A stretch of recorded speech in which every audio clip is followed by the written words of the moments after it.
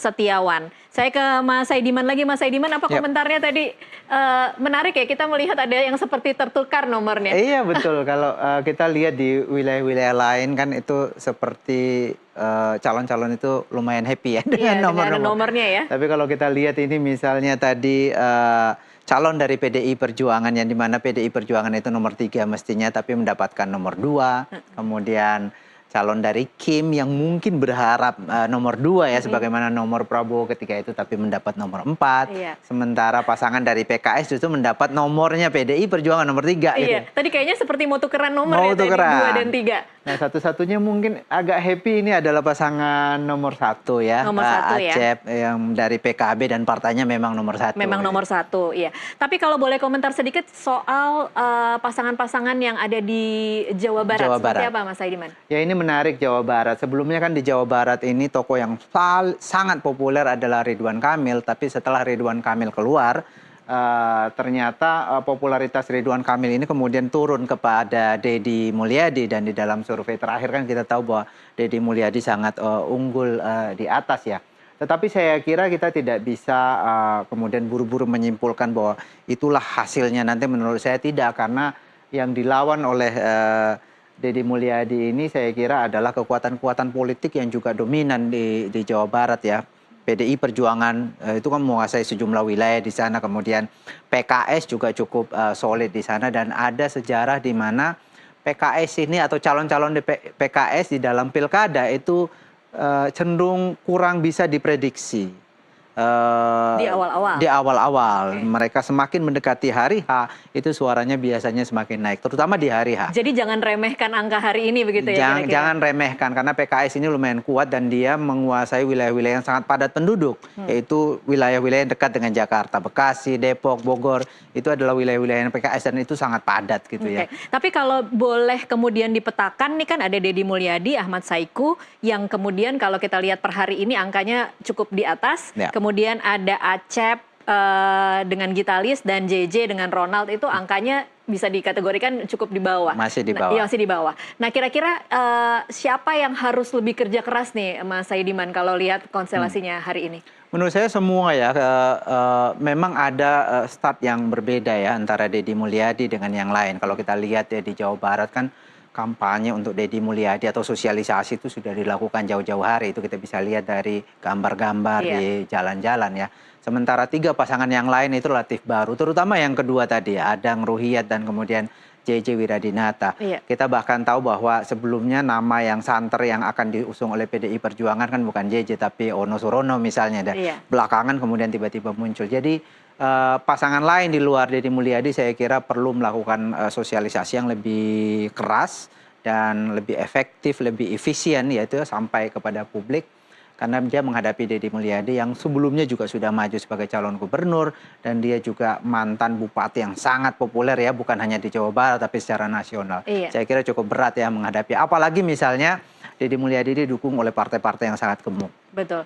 Kalau kemudian mencoba membaca pilihan warga Jawa Barat, seperti apa sebenarnya yang mereka inginkan? Pemimpin seperti apa yang mereka pilih biasanya dari masa ke masa? Kalau kita lihat sekarang ini lagi-lagi alasan utama pemilih ya, terutama di Jawa Barat menentukan pilihan itu adalah pertama rekam jejak. Jadi mereka melihat rekam jejak. Itu yang kemudian menjelaskan sebelumnya kenapa 2 nama yang sangat populer yang dipilih oleh publik. Kalau bukan Ridwan Kamil ya Deddy Mulyadi. Dua-duanya adalah mantan pejabat yang sangat populer ya di sana dan diapresiasi kinerjanya. Ridwan Kamil misalnya approval ratingnya 86%, itu sangat tinggi, itu lebih di atas daripada Joko Widodo di sana, karena itu hampir tidak ada lawan di sana. Tapi karena tidak ada Ridwan Kamil, muncul nama Deddy Mulyadi yang juga punya rekam jejak yang sangat baik, walaupun dia bupati di salah satu kabupaten saja di sana, tapi popularitasnya membangun Purwakarta itu sangat terkenal.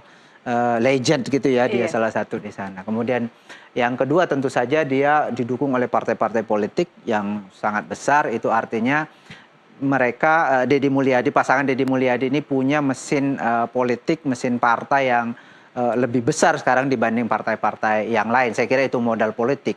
Walaupun pada akhirnya publik itu memilih itu berdasarkan pada figur, tetapi kerja-kerja sosialisasi di tingkat bawah itu perlu didukung oleh kekuatan institusi, kekuatan politik seperti partai politik untuk kemudian bisa menyampaikan pada publik informasi mengenai rekam jejak dan juga informasi mengenai platform kebijakan yang akan ditawarkan oleh mereka. Jadi meskipun secara ketokohan nanti yang akan dilihat oleh publik itu adalah nama-nama itu, tetapi mesin partai politik itu nanti masih akan berpengaruh ya, Mas? Iya, penting karena kerja-kerja untuk sosialisasi tentang si tokoh ini kan perlu dilakukan oleh institusi-institusi ya, salah satu yang penting adalah partai politik. Mereka akan punya struktur sampai ke tingkat bawah gitu ya. Tentu saja itu tidak cukup, juga perlu satu figur yang sangat kuat ya, sosok-sosok seperti Deddy Mulyadi sekarang itu kan sangat kuat dan kerja-kerja politiknya sudah dilakukan jauh-jauh hari ya, bukan hanya di lapangan tetapi melalui media sosial dan seterusnya itu kan sangat intensif dilakukan. Oke, baik. Kita coba geser ke Jakarta. Tadi kita sudah menyaksikan kalau di Jakarta relatif nomor urutnya sesuai dengan keinginan ya. Tadi kira-kira ya, 1 Ridwan Kamil Suswono, kemudian 2 Dharma Dankun, dan Pramono Rano kemudian dapat urut nomor 3 karena memang itu nomornya PDI Perjuangan. Nah, kira-kira kalau membaca Jakarta seperti apa, Mas Haidiman?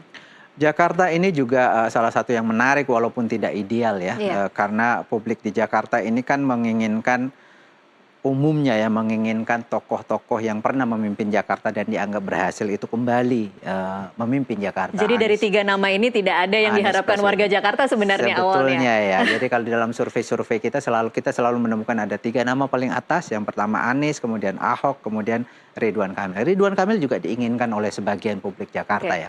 Tapi yang terpenuhi sekarang muncul di kotak suara nanti atau di kertas suara nanti hanya 1 yaitu Ridwan Kamil. Jadi tidak cukup ideal ya.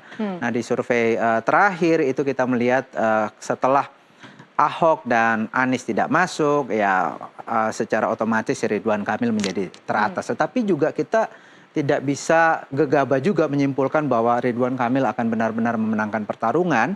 Karena nama yang baru masuk seperti Pramono Anung di dalam survei sekarang angkanya sudah 28%. Kalau kita bandingkan dengan bulan lalu atau 2 bulan lalu itu masih 0, sekian persen. Itu sudah cukup bagus, 28% itu menurut Mas Haidiman menurut saya peningkatan yang itu terjadi dalam beberapa hari saja setelah diumumkan itu langsung naik jadi 28%. Tentu masih ketinggalan dengan Ridwan Kamil yang sekarang angkanya sekitar 51%. Tetapi kalau kita lihat perubahan itu setelah namanya muncul sebagai calon itu langsung 28%, menurut saya Ridwan Kamil tetap perlu waspada ya. Tetap perlu hati-hati berarti ya. Apalagi misalnya kalau kita lihat bahwa Rano dan Pramono Anung ini kalau kita lihat dari sisi sosiologis itu mewakili 2 etnis terbesar di Jakarta. PDI Perjuangan kan biasanya umumnya dari etnis Jawa gitu dan ini Pramono Anung diwakili oleh Pramono Anung, ada Pak Rano Karno yang sangat identik dengan Betawi dan jumlah Betawi dan Jawa di Jakarta itu sekitar 64%. Itu masih penting ya buat pemilih ya? Kadang-kadang itu salah satu yang penting. Tentu saja selalu tidak ada faktor tunggal ya. Ada sejumlah faktor ya. Misalnya kalau publik ragu melihat mana yang terbaik di antara calon-calon ini, ya minimal dia sama dengan etnisnya dengan saya. Itu akhirnya penting. Masih ada seperti kalau itu. Kemudian publiknya bingung